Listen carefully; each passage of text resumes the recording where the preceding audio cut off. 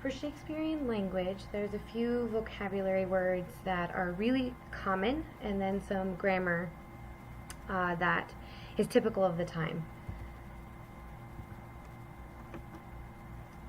First of all, any of the common words for you or your are going to be thee and thou, thy and thine. For has, it will either be hath or hast, depending on context. Are is art, and does is doth. So some examples for that. Shall I compare thee to a summer's day? Thou art more lovely and temperate. This above all, to thine own self be true.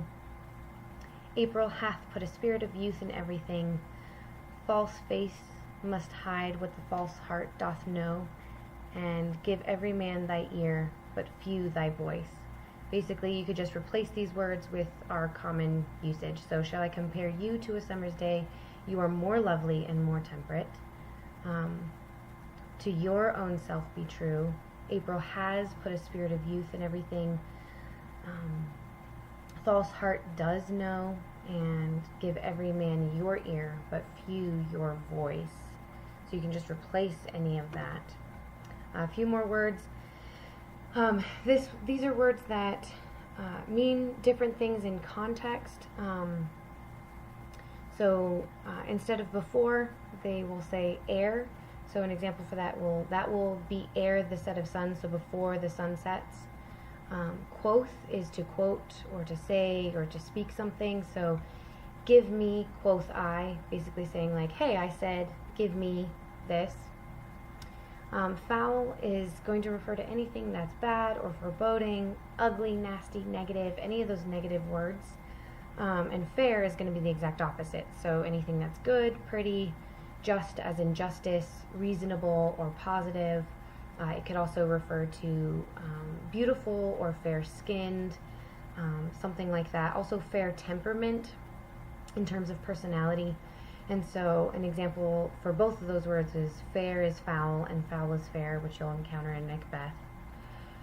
Ill, in the context of Shakespeare, is not going to mean sick, but is going to mean bad or negative.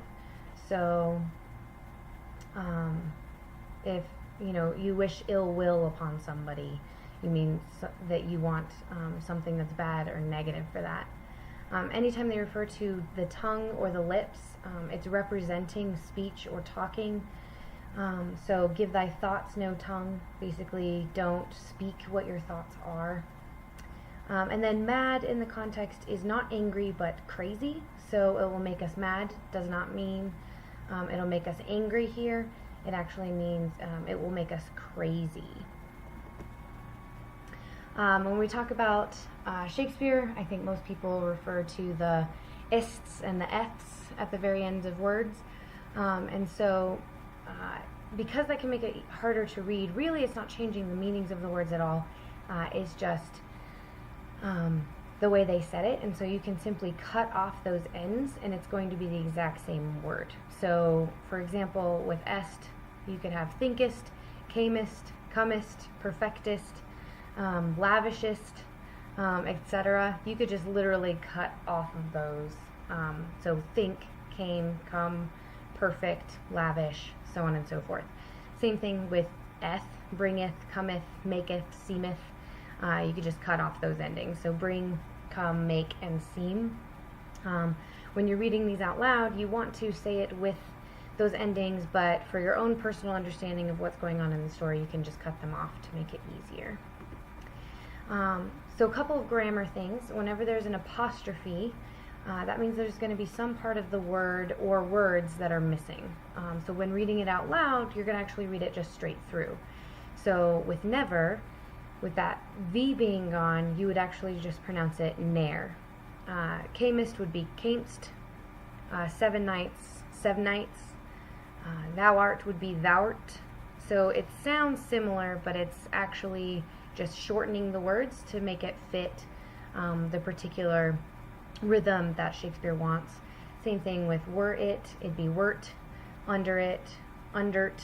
If you notice, apostrophe T is always going to be it at the end, which is very, very common for Shakespeare's writing. Another thing with apostrophes, there is a difference between I apostrophe and just I. Just I is going to be pronounced like I went walking, I did this. However, the I with the apostrophe is actually pronounced with the short I vowel. So it would be I instead of I, because it's short for in. So so you could just pronounce it as in. So in God's name, so on and so forth, which is just something common that would be said. Similarly, the TH apostrophe can just be pronounced as the. So a couple of examples which have both of them. All the quarters that they know in the shipman's yard. So it looks like I shipman's yard, but you would just say in the shipman's yard. And the same thing in the name of truth, right? You would pronounce it that way. Usually the I apostrophe and the TH apostrophe come together, and so it's easy to just say in the name of truth, in the shipman's yard, in the whatever it ends up saying. Is an easy way for it to flow. That's basically the majority of the things you'll encounter in Shakespeare stuff. As we dig deeper, there will be other things that happen, but that's about it.